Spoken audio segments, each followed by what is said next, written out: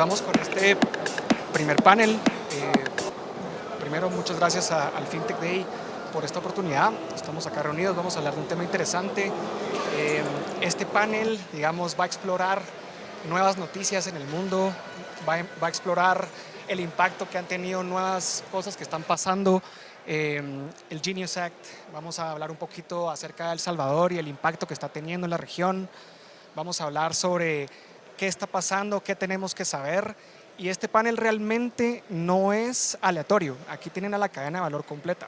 Tenemos rieles globales desde Visa con Pablo, tenemos infraestructura con Juan Diego de IBEX, tenemos creación de producto con SAF Money y el rol de Esteban en SAF Money, y tenemos el impacto que está teniendo todo esto a consumidor directo a través de Tala. Es un panel pensado para que exploremos toda la cadena de valor y para que exploremos los distintos temas que son de interés y de actualidad.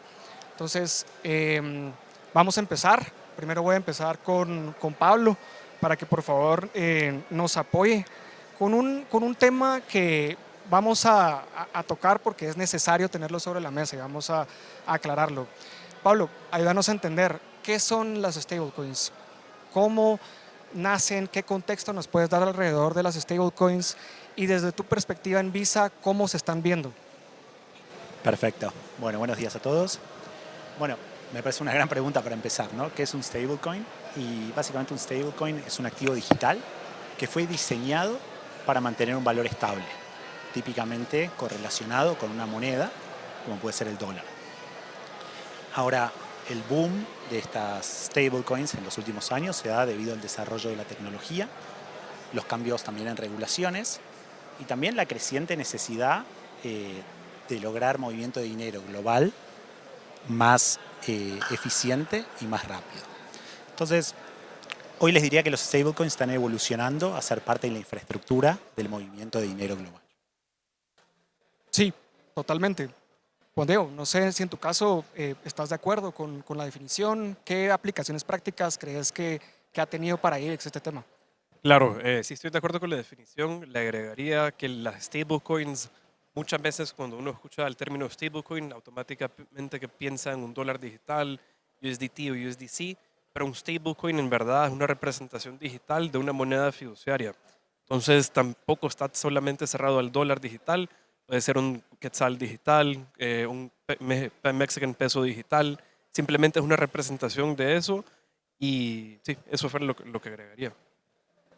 Buenísimo. Hablemos un poquito de aplicaciones prácticas. Entremos a ese mundo que los cuatro saben mucho mejor que yo. Voy a empezar con Esteban. Esteban, desde tu lado y en SAF, contanos acerca de un uso práctico y cómo le están dando forma en SAF.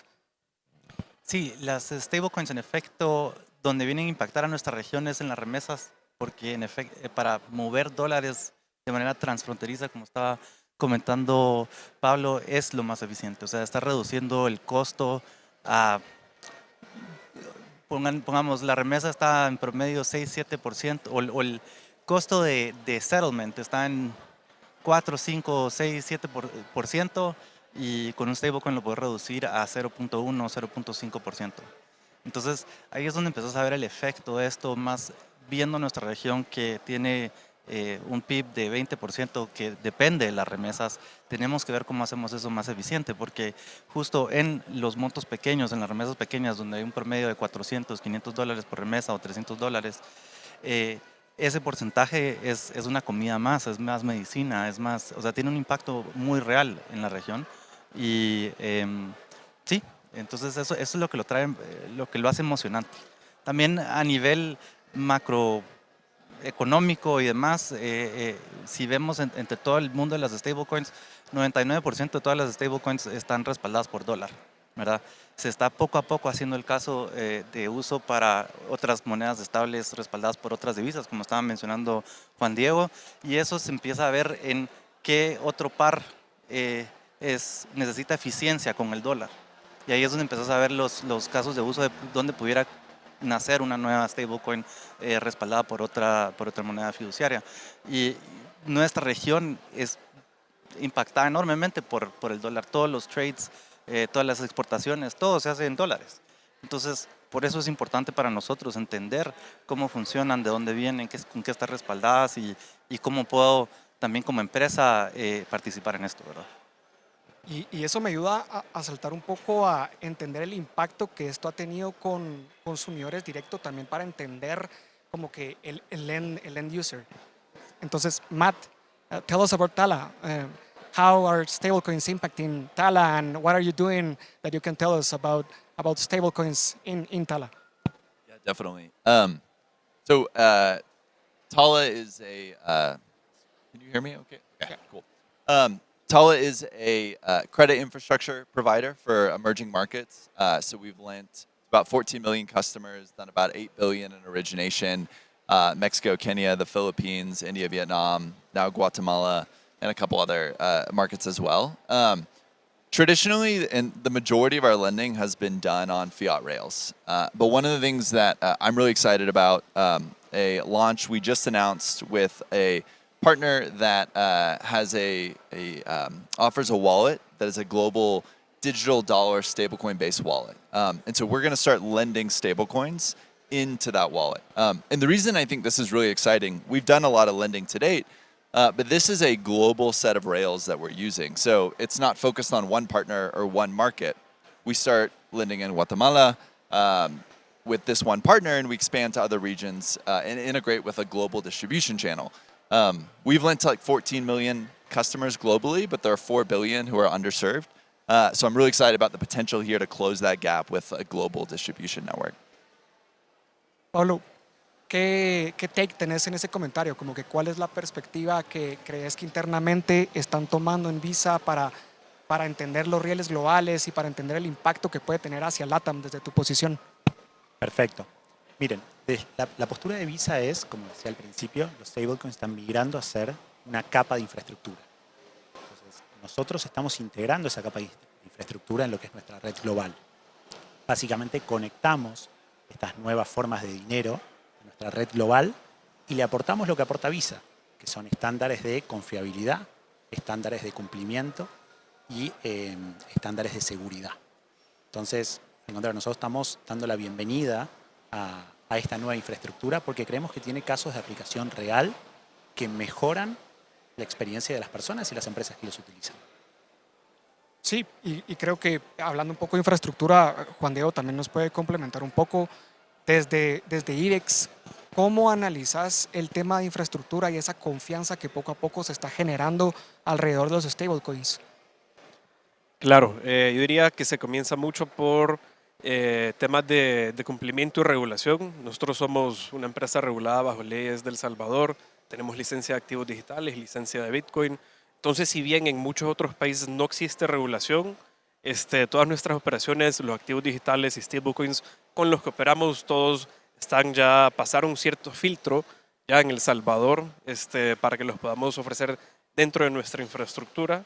Yo diría que este tipo de infraestructura de activos digitales es una que se puede ofrecer de manera global, ¿ya? Porque la confianza está distribuida o está implícita dentro de la red sobre la cual se opera. Entonces, todos los movimientos de stablecoins o de Bitcoin se pueden visualizar en la cadena de bloques y tienen un muy alto rate de seguimiento. Inclusive es mucho más difícil y es mucho más trazable que el dinero en el sistema financiero tradicional. Nosotros operamos de manera global, tenemos clientes en América Latina, Estados Unidos, Europa, África, y todos confían en nosotros porque la tecnología implica, la tecnología que utilizamos implica mucha confianza ya estando construida desde cero. Sí, totalmente de acuerdo. No solo es un tema de regulación, es un tema de producto, de infraestructura que puedes brindar al mercado. Y eso me lleva a hablar un poquito de aspecto regulatorio. Inevitablemente hay que poner sobre la mesa el impacto regulatorio, cómo en El Salvador se está mostrando al mundo como el mercado tal vez más importante para estos temas por el momento. Y quisiera escuchar la opinión de Esteban respecto a este tema. Entender cómo han abordado los cambios de legislación en El Salvador, qué beneficios y ventajas competitivas les des al aspecto regulatorio, y después eso me ayuda a construir sobre la Genius, ya que sabemos que es un tema que queremos abordar también. Sí, Realmente no es nada corto de enorme lo que están haciendo en El Salvador para nuestra región y tiene un impacto sustancial. Estamos viendo ya varias empresas que se están regulando en El Salvador y están operando a través de Centroamérica. Pues, con Mario vamos por nuestra segunda empresa que está regulada en El Salvador y operando a nivel centroamericano después de IBEX. Y lo interesante es no solo que es tu país vecino, sino es ver cómo realmente se lo están tomando en serio, le están poniendo un montón de guardrails alrededor de todas las empresas que llegan. Ellos no están buscando regular más empresas, de hecho están en un punto donde están buscando regular menos empresas porque tienen tanta demanda.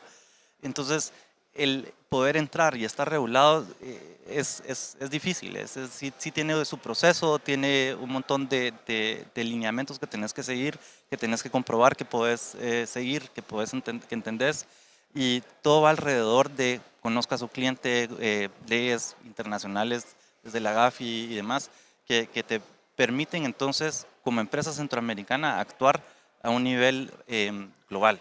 Y eso es enorme, eso es algo que previo a esto realmente no se daba. Y yo creo que debemos de reconocer esta oportunidad como centroamericanos, debemos de tomarla en cuenta y aprovecharla lo máximo posible. Sí, de acuerdo. Y para comentar o construir un poco sobre eso, lo que estamos empezando a ver es estructuras y vehículos que se construyen en Centroamérica y en Latinoamérica que se apalancan también de esa legislación en El Salvador. Digamos, la legislación en El Salvador permite reconocimiento de estructuras que son innovadoras, que no habían sido creadas nunca, y los países vecinos estamos empezando a entender de que podemos también pues subirnos sobre esa ola y crear estructuras que se beneficien de esa legislación y los beneficios que trae. Y inevitablemente sabemos que el centro financiero, por lo menos del hemisferio oeste del planeta, también tenía que tener un say en este tema, y ahora lo hemos ya manifestado a través de la Genius Act, que abarca, digamos, ciertas definiciones clave, como qué podría ser un activo digital, qué es un payment stablecoin, pero también toca temas regulatorios que podrían entenderse como restrictivos o que podrían entenderse como limitativos para el mercado en general. Regreso sobre Esteban y luego complemento con Juan Diego y Matt. ¿Qué perspectiva le estás dando a la Genius Act? ¿Cómo ves el impacto de esta legislación hacia LATAM y sobre los que están construyendo en LATAM? ¿Cómo podrían ser ustedes? Sí, la importancia del Genius Act y del Clarity es enorme porque al final es una ley y es un set de reglas de regulación para el producto más cotizado del mundo, que es el dólar. Entonces, es importante ver el fine print, entender bien dónde están las cosas y cuáles son las oportunidades ahí, las restricciones. Y en efecto, yo creo que mucho está también siendo mal interpretado. Estados Unidos tiene que cuidar su producto, ¿verdad? Tiene que cuidar el dólar y tiene que poner las reglas de quién puede hacer cómo, qué y cómo. Y en especial siento que se ha mal interpretado a las restricciones. Lo que está buscando es empujar y reward, o sea, darle recompensa a los que están usando esto. Y esto para nuestra región es de suma importancia porque a nosotros nos importa tener un dólar, tener acceso al dólar, tener un acceso al dólar más rápido, más eficiente y demás. Y toda esta regulación lo que está motivando es que se tenga claro qué es lo que puede hacer el banco, qué es lo que puede hacer el emisor de la stablecoin y qué es lo que puede hacer los que están usando el stablecoin. Y al final esto se traduce en los beneficios que se dan hacia el usuario final, que son enormes. Sí, totalmente de acuerdo. Matt, what's your take on the Genius Act? I think for us, it's just been enormously helpful to have structure when it comes to even the internal conversations we're having about different levels of risk. And so I think, we started experimenting with stablecoins before Genius came out, and it is sort of a night and day experience when there's there's clarity around an act and how and what can be used and what can't be used. So for us, it's just been enormous, I think, having clear structure around, okay, there's not this like 1 or 2% risk that this might be deemed like a security or regulated in a different way over time. So that's been big for us when it comes to adoption. Y por último, en esta pregunta, Juan Diego, ¿qué opinas al respecto? Yo creo que el Genius Act trajo un wave de compliance y de confianza adicional a los stablecoins sobre la pregunta que contesté anteriormente. Y básicamente los stablecoins, específicamente USDT, USDC, es una manera a través de la cual el dólar se está distribuyendo de una mejor manera a nivel global, que está en el interés de los Estados Unidos. Como ya mencionaba Esteban, es el export más grande de Estados Unidos, es el dólar. It's a net exporter of dollars. Entonces, ayuda sobre esa distribución. Nosotros, por ejemplo, hemos tenido conversaciones con bancos centrales en África y uno de los temores que ellos tienen, o bueno, de las cosas es, hey, están entrando un montón de dollar denominated stablecoins a nuestro país. ¿Qué va a pasar con nuestra moneda? Entonces, yo pienso que la regulación en Estados Unidos, específicamente el Genius Act, ayuda a clarificar muchas de estas cosas y da una figura sobre la cual pueden operar y cuál no, que fue mucho de lo que hizo y ayudó El Salvador, ¿verdad? Y construyendo sobre eso, ¿crees que la Genius Act y esta confianza que está empezando a dar en el mercado de stablecoins también va a incidir a que los mercados de LATAM empecemos a entender pues que esto viene, que esto está para quedarse y que la regulación también tiene que adaptarse en ese sentido? ¿Crees que va a servir? Porque lo hemos visto en otras oportunidades. Se ha creado legislación específica en Estados Unidos que después se ha ido adoptando hacia Latinoamérica. Y creo que este no podría ser la excepción. Yo creo que esto no viene, creo que esto ya está. En los últimos 3 años hemos movido más de 800 millones de dólares en el sistema financiero centroamericano. Entonces, de una manera u otra, todas las instituciones financieras o contrapartes en Centroamérica ya han visto, sea depósitos de nosotros o dólares de alguno de nuestros clientes. Nosotros es como estamos por detrás por infraestructura. Tenemos ya mucha experiencia en esto y no necesariamente con regulación. Ahora con regulación, o sea, operamos a través de El Salvador, pero yo creo que esto es algo que ya está y siempre ha habido más apertura últimamente sobre instituciones financieras de cómo hacer esto, porque si bien hemos movido un montón de dinero, pero el negocio no lo ha visto la institución directamente. Yo pienso que muchas veces se habla de inclusión financiera al usuario final, pero también es importante la inclusión financiera de las instituciones. Estoy seguro que cualquiera de los bancos, fintechs, wallets, etcétera, quisieran tener el 100% de Guatemala bancarizado. A veces puede ser temas de regulación local, temas de sistemas viejos, rieles anticuados, infraestructura vieja, pero eso es lo que tratamos de traer nosotros. Pues. Excelente. Pablo, regreso contigo. ¿Qué has visto en Latinoamérica que te ha dado señales de que esto está sucediendo? Digamos, de que los grandes movimientos que ya sabemos que están pasando, pues están llegando a tal punto donde todos tenemos que adaptarnos y decir, bueno, esto es inevitable. Como que, ¿cuál es tu perspectiva acerca de los mercados de Latinoamérica? Mira, yo creo que todo arranca, como decía al principio, creo que esto es una capa de infraestructura que habilita casos de uso.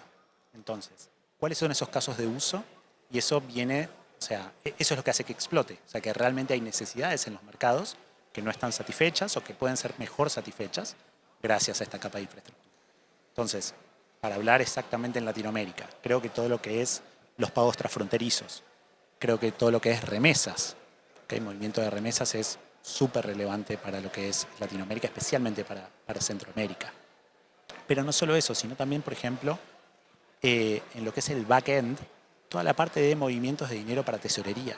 O sea, si nosotros nos montamos sobre rieles que son más eficientes, más rápidos, menos costosos, básicamente el capital se aloca de manera más rápida en vez de que esté esperando a que sea cleared o a que sea liberado para aprovechar la oportunidad. Todos esos son casos reales que ya están ocurriendo. O sea, desde Visa nosotros ya estamos haciendo settlement en stablecoins. ¿Okay? Eso ya está pasando en el backend, donde básicamente instituciones financieras o empresas lo que están haciendo es eficientizar su tesorería.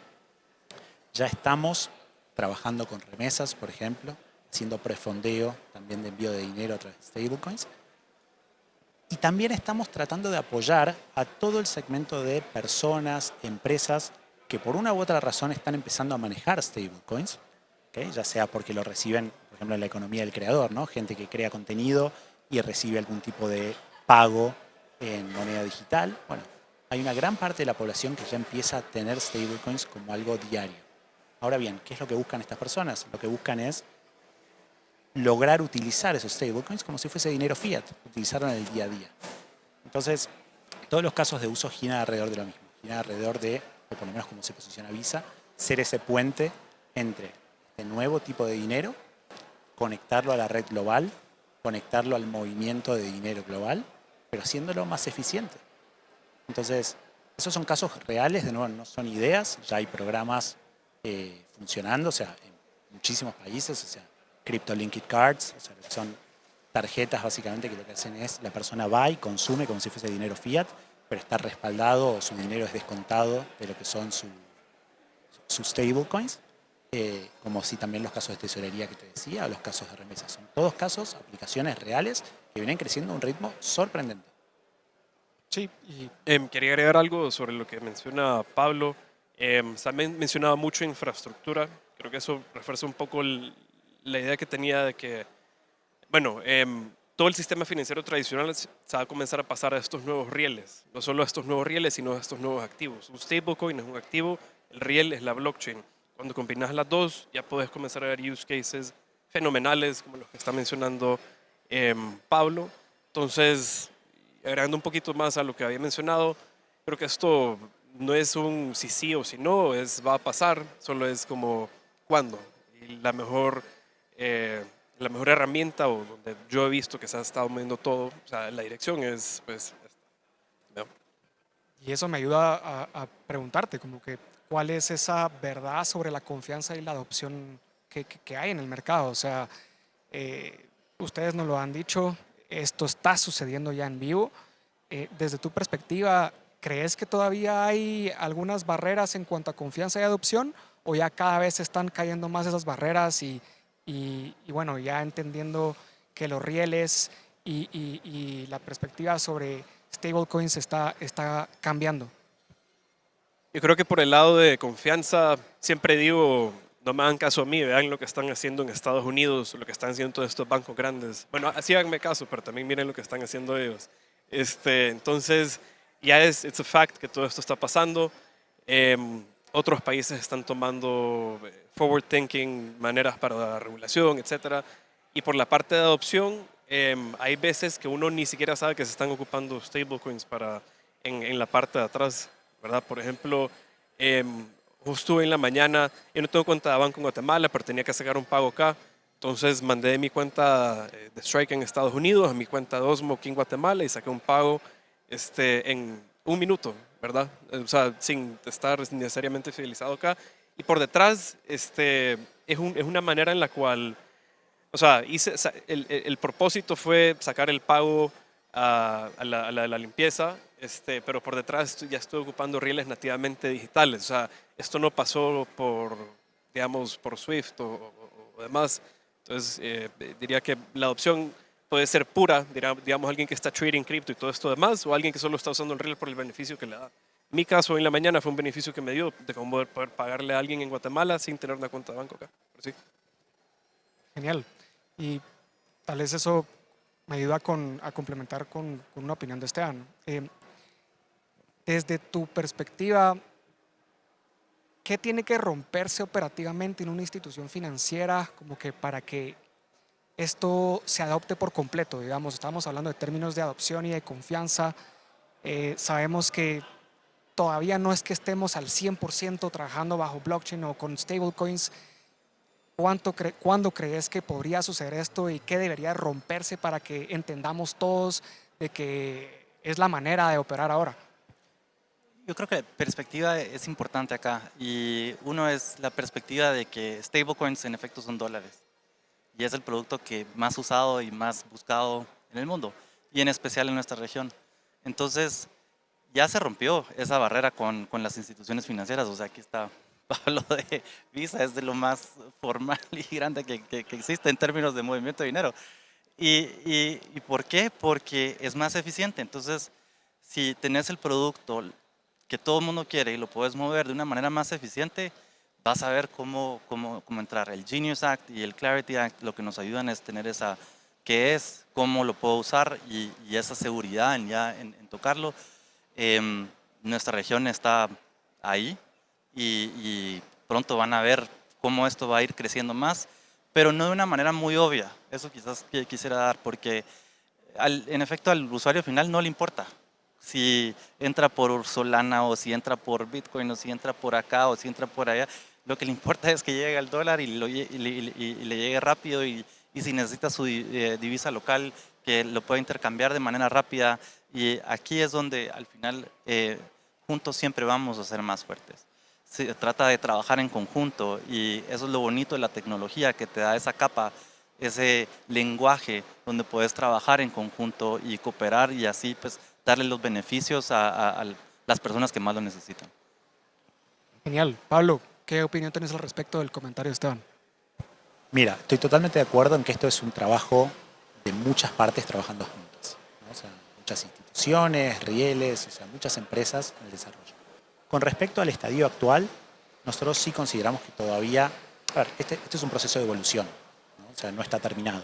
Entonces todavía obviamente hay temas en materias regulatorias, en materias de privacidad, ¿okay? Todavía es muy visible, por ejemplo, si yo te hago una transferencia a vos desde una wallet, desde una billetera, que vos puedas ver cuánto es el dinero que yo tengo en mi wallet. Entonces hay temas de privacidad que todavía hay que saber manejar, pero finalmente las bases están, o sea, todo lo que es tecnología blockchain realmente es la capa fundamental para poder operar de nuevo de manera más rápida, de manera más eficiente, de manera segura, en algo que en las últimas décadas no se logró construir. Todo esto no es que surge porque nos interesa hacer la tecnología por la tecnología. Todo esto de nuevo comienza con casos que no fueron resueltos, que no fueron resueltos tan eficientemente. Por ejemplo, el caso que contaban esta mañana. Y cómo hoy podemos mover dinero de forma casi instantánea, con costos bajos, y poder seguir con nuestra vida. Ese es un poco el punto. Pero es una evolución que todos vamos a ir trabajando en conjunto. Matt, and from your perspective, you provide services and products to the consumer, right? So what's your take on the consumer adopting and having trust on stablecoins and to operating on blockchain? Yeah, so I had mentioned earlier that we do stablecoin lending with different partners and different partner wallets. We've also piloted stablecoin lending in our own direct-to-consumer application. I think one of the really interesting things here, and Esteban kind of mentioned this as well, is we serve a non-crypto native audience. Less than 3% of our customer base had any kind of crypto or stablecoins. And there were a lot of hypotheses about, okay, how are we going to explain what a digital asset is to users? We did stablecoin lending with local stablecoins, something that Juan Diego mentioned as well, matched 1-to-1 to the local currency. And what we found out very clearly was that customers didn't care at all whether we were using digital assets or fiat. A street vendor in Peru was coming to us because they had a liquidity problem. They needed to buy inventory that day. They cared that Tala solved that problem in the fastest way possible. And so for us, that was with digital assets. But one thing that was very clear is that nobody cared that digital assets was what was providing the loan, even though that was what the loan was technically delivered in, as long as it was solving the problem that they came to us for. Genial y excelente perspectiva de cómo al consumidor lo que le interesa es resolver su necesidad. La forma y el proceso detrás al final no tiene un impacto real sobre esa necesidad. Y tal vez solo me gustaría seguir construyendo sobre ese tema.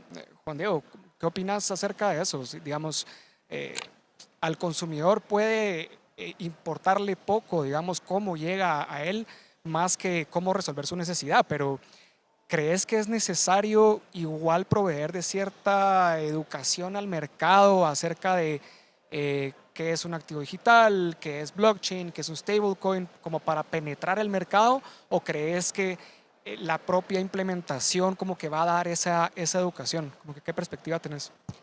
Yo creo que siempre es bueno saber cómo funciona lo que uno está ocupando, cómo funciona el dinero, qué es el dinero. Creo que Bitcoin, al menos a mí personalmente, me ayudó mucho a entender eso, entré en un rabbit hole. Sin embargo, a veces a la gente no le importa o no le interesa lo que está pasando por detrás, ¿verdad? Mucha gente, digamos, your average person, no le interesa la cantidad de conciliaciones o read writes en una base de datos o nuestro vostro que se están haciendo para que la plata llegue de aquí por allá, o todos los procesos que pasaron por detrás. Entonces no creo que es algo necesario, al menos para la persona corriente. Sin embargo, creo que sí es importante para la institución financiera. Toda la inclusión financiera, la mayoría que ha transcurrido en los últimos 100 años, han ido de las propias instituciones financieras, ¿ya? Entonces, creo que ya hacen un excelente trabajo. Bueno, hacen lo mejor que pueden con lo que tienen, ¿verdad? Entonces, yo pienso que la educación hacia las instituciones financieras y cómo pueden tomar ventaja de esta nueva tecnología sin necesariamente romper los procesos existentes que ya tienen, eso sí creo que sí es crítico. Nosotros a veces vamos a hablar con fintechs o instituciones, movemos plata de Guatemala a Sudáfrica en 5 segundos y no saben qué pasó por detrás, pero después les explicamos, les hace sentido, después ven cómo le integran esos flujos y demás. Entonces, yo pienso que la educación es necesaria para las instituciones y las fintechs, no tanto como para el individuo, que es la persona que está ocupando el sistema al final. Genial. Esteban, ¿estás de acuerdo con el comentario de Juan Diego? ¿Tenés otra perspectiva? No, 100%, 100%. En efecto, es justo lo que mencionaba, perspectiva. Al usuario final, con que resolvas el problema, como está mencionando Matt, todo está bien. Y tenemos un problema grande en nuestra región en el sentido, y cada país es muy diferente también el tema de problemas. Realmente creo que como guatemaltecos hablamos de una perspectiva de mucho privilegio. En efecto, somos la única divisa en Latinoamérica que no ha sufrido su hiperinflación, literal la única. Estamos ranked como entre las 5 divisas más estables del mundo. Y es, creo yo, como institución, el Banco Central de Guatemala, la única institución pública que ha hecho bien su trabajo. Y si lo ves, entonces ya te vas a una Argentina o algo así, el uso es muy diferente. Ahí el uso es para cubrirme de la inflación.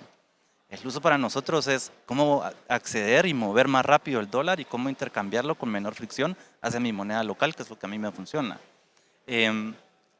Si es por acá o si es por allá o si es por un riel o es el otro, al final no importa, y eso es lo interesante, específicamente para nosotros que estamos en este segmento, porque es justo, nos empuja a trabajar en conjunto y mejorar las herramientas que existen hoy en día. Totalmente de acuerdo.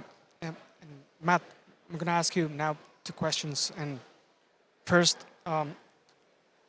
where Tala already operates, do you think that something has changed for the end user, or do you think that, as you were mentioning before, and as Juan Diego and Esteban were explaining, it doesn't really matter, or is the end user more inclined to ask for credit, or is it more inclined to operate and knowing that the infrastructure behind is trustworthy? And what's your take? Yeah, I think there are so two parts to this. One is, we've talked a lot about the rise of global rails, and I think we're definitely, as a business, the beneficiary of a lot of the infrastructure work around payments and on and off ramps that a lot of folks are doing. Because for us, I mentioned a partnership for embedded lending. That having global sets of rails that we don't have to do bespoke integrations for changes the math pretty significantly on the kinds of partners and the kinds of markets we can work with and operate within. And so, in terms of like what the effect is for the user, in part we're able to do more lending because we've lowered the activation cost of starting to lend into different ecosystems. And on the other side, with our own direct-to-consumer business, we're able to deliver loan faster, and it helps us also on the capital market side. I haven't mentioned that as much, but we're able to raise funds in a more flexible way, given that we're able to pull from like global USDC sources rather than market-specific sources.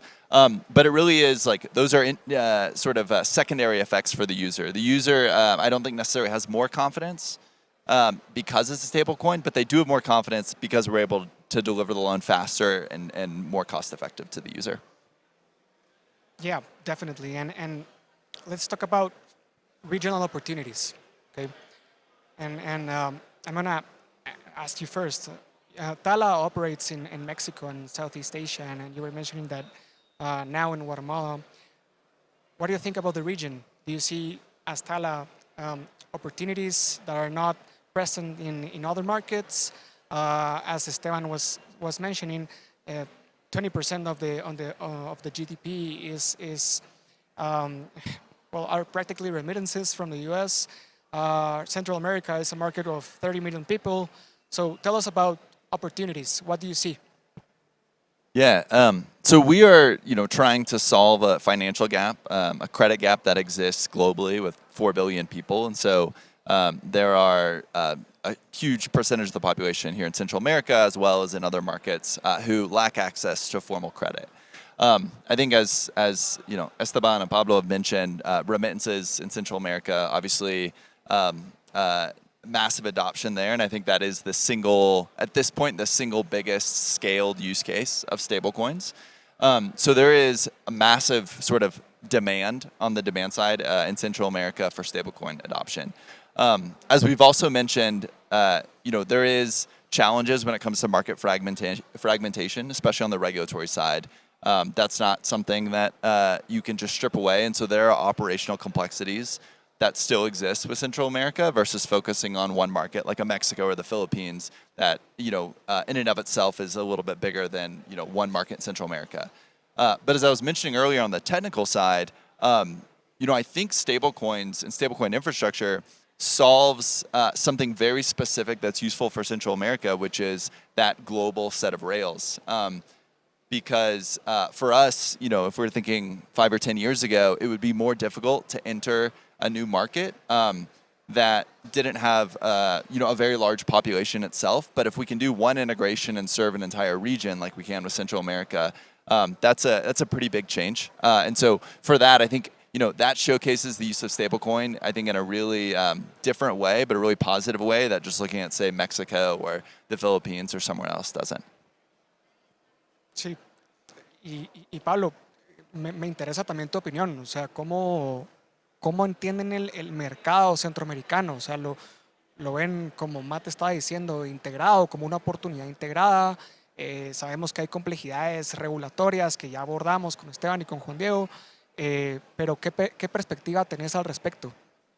Mira, 100% alineado, como decimos, y podemos arrancar por el caso de remesas, obviamente que es el más evidente, pero finalmente hay necesidades en Centroamérica, hay necesidades en toda Latinoamérica. Entonces, nosotros vemos esto como una oportunidad de que Visa sea el puente, como decía al principio, entre tecnologías, o sea, integrar esta tecnología a nuestra red global y simplificar los casos de uso.